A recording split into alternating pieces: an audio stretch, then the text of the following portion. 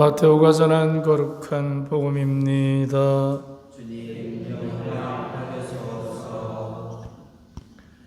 야곱은 마리아의 남편 요셉을 낳았는데 마리아에게서 그리스도라고 불리는 예수님께서 태어나셨다. 예수님께서는 이렇게 탄생하셨다. 그분의 어머니 마리아가 요셉과 약혼하였는데 그들이 같이 살기 전에 마리아가 성령으로 말미암아 잉태한 사실이 드러났다. 마리아의 남편 요셉은 의로운 사람이었고 또 마리아의 일을 세상에 드러내고 싶지 않았으므로 남모르게 마리아와 파혼하기로 작정하였다. 요셉이 그렇게 하기로 생각을 굳혔을 때 꿈에 주님의 천사가 나타나 말하였다. 다윗의 자손 요셉아, 두려워하지 말고 마리아를 아내로 맞아들여라. 그 몸에 잉태된 아기는 성령으로 말미암은 것이다. 마리아가 아들을 낳으니 그 이름을 예수라고 하여라. 그분께서 당신 백성을 죄에서 구원하실 것이다. 잠에서 깨어난 요셉은 주님의 천사가 명령한 대로 하였다. 주님의 말씀입니다. 그리스도님 찬미합니다. 오늘은 우리가 다 아시다시피 요셉 성인의 축일입니다. 우리가 요셉하고 떠오르면 첫 번째 우리 생각에 그분의 인상이 남아있는 것이 의로운 사람이라는 것입니다. 의로운 사람. 의로운 사람과 의롭지 않는 사람의 차이는 의로운 사람은 올바릅니다. 그런데 우리는 올바르다는 것을 떠올리면 마리아가 성령으로 말미암아 잉태한 사실을 우리가 믿기 어려울 때 의로운 사람은 법대로 올바르게 하는 것을 올바르다고 생각합니다. 그런데 법대로만 해도 의로움에 촉하겠죠. 올바르니까. 그런데 의롭지 않은 사람은 법대로가 아니고 그야말로 자기 욕심대로 하는 사람입니다. 그렇기 때문에 법을 동원해서 거기에다가 모욕을 주고 거기에다가 치울 수 없는 상처도 남기는 그런 의롭지 않음을 우리는 잘 봅니다. 그런데 의롭지 않은 사람이 의로운 척하고 법을 이용하면 상대를 없애버릴 목적으로 법을 악용합니다. 그런데 의로운 사람이 법을 이용하면 법을 통해서 상대가 가지고 있는 억울함을 구해주려고 하는 것입니다. 그래서 의로운 사람이 법을 이용하는 것과 의롭지 않은 사람이 법을 이용하는 것은 상대를 죽이는 것과 살리는 것에 차이가 있습니다. 그렇기 때문에 이제 의롭다는 것은 상대를 위한 사람, 자기 분노에 휩싸이는 사람이 아니고 상대를 위하는 사람.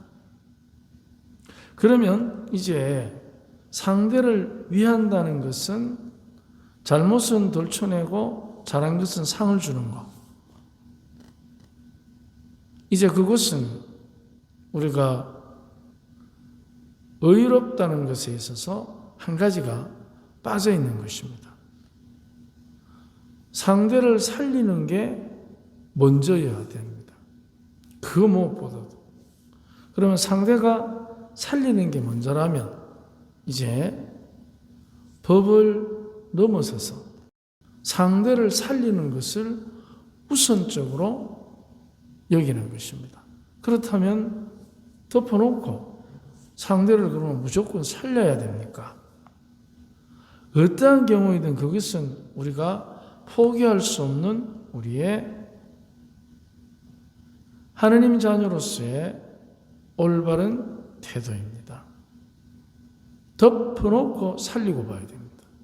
그런데 우리는 대부분 내가 손해본 것에 대해서, 내가 당한 것에 대해서, 내가 빼앗긴 것에 대해서 돌려받고 그 다음에 살리든지 말든지.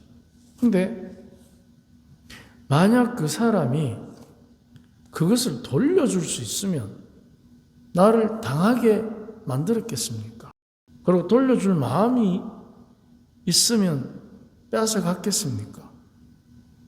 그것은 상대는 이미 마음이 선하지 않든 선하든 상관없이 나에게서 받은 것을 돌려줄 수 있는 능력이 없다고 봐야 되는 것입니다.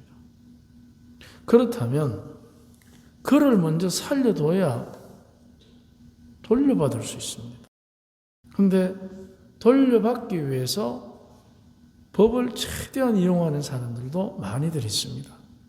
하지만 우리는 그 법을 통해서 상대를 없애버리는 것이 아니라 상대를 살리도록 우리는 선용해야 되는 것이 하느님의 자녀입니다.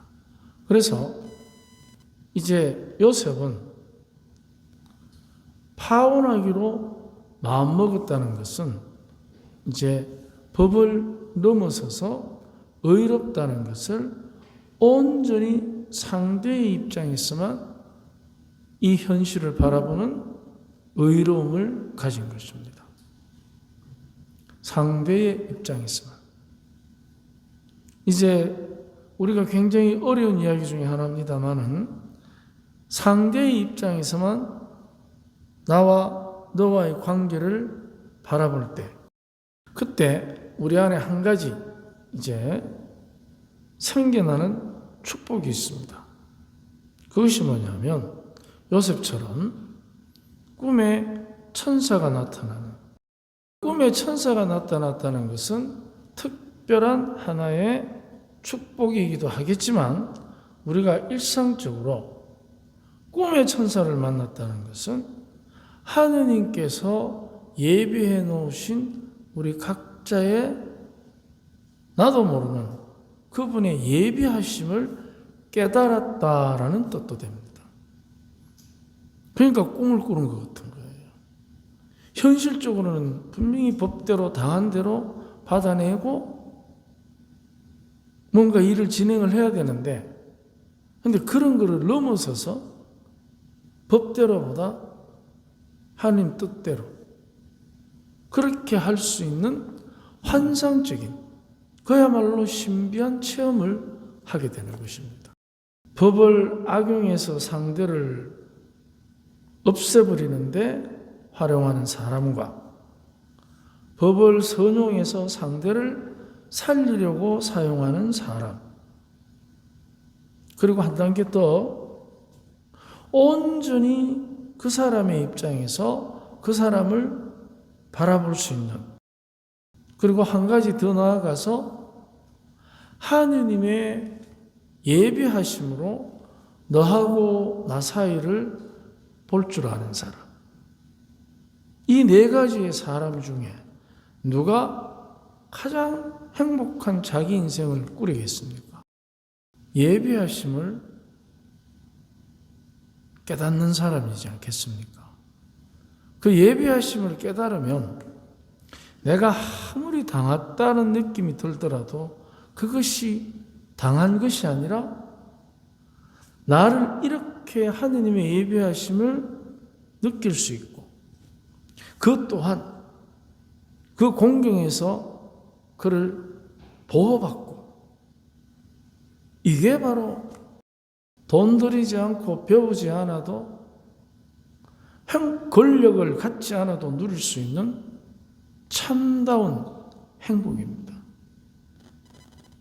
그러면 맨날 당하고 삽니까? 근데 요셉은 당했다는 생각 안 합니다. 그렇지 않습니까? 요셉은 자기가 당했다고 생각 안 합니다. 그러면 내가 당한 것은 누구 생각입니까?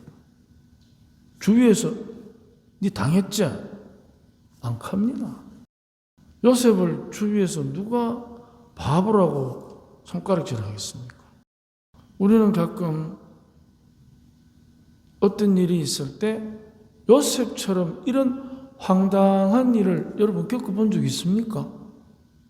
아무리 내가 당했다 하더라도 내 아들이 아닌 아들을 데리고 살아야 됩니다. 이보다 황당한 사건이 있겠습니까? 살면서. 근데 요셉은 당했다고 생각 안 합니다. 이것이 바로 하느님의 예비하심으로 너하고 나를 보는 행복입니다. 근데 우리는 남들이 나한테 뭐라 할까? 바보라 하지 않을까? 이렇게 당하고도 가만히 있으면 이렇게 내가 당했는데 너무 억울한 거지요. 그런데 억울함을 이기는 길은 어쩌면은 요셉처럼 하느님의 예비하심을 깨달을 때 그때 억울하지 않고 뭘 찾게 되느냐?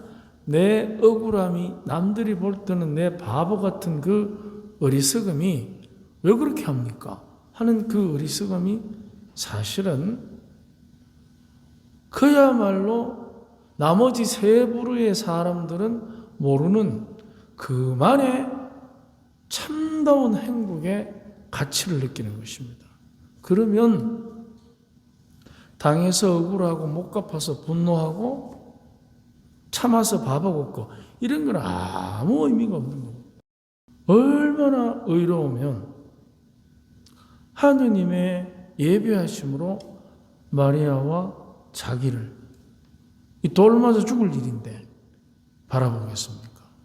그보다 더 황당하고 상처 깊은 일을 겪어본 적이 있습니까? 내 아들이 아닌 아들을 키워야 합니다. 내 약혼녀가 그 아이를 가졌습니다. 이 비참한 현실을, 이 분노를 어떻게 표출을 해야 되겠습니까? 우리가 오늘 요셉 축일을 맞이해서 하느님의 예비하심, 그것은 원수를 사랑하라 하셨고 내 이웃을 내 몸과 같이 사랑하라 하셨고 박해하는 이들을 위해서 기도하라 하셨고 하늘에 계신 너희 아버지께서 완전하신 것처럼 너희도 완전한 사람이 되어라. 하늘에 계신 너희 아버지께서 자비하신 것처럼 너희도 자비로운 사람이 되어라. 그 말씀은 명령이 아니라 그렇게 되도록 도와주겠다는 축복의 말씀입니다.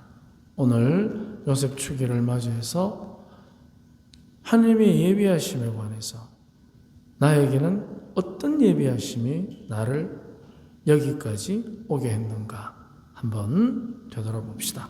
아멘.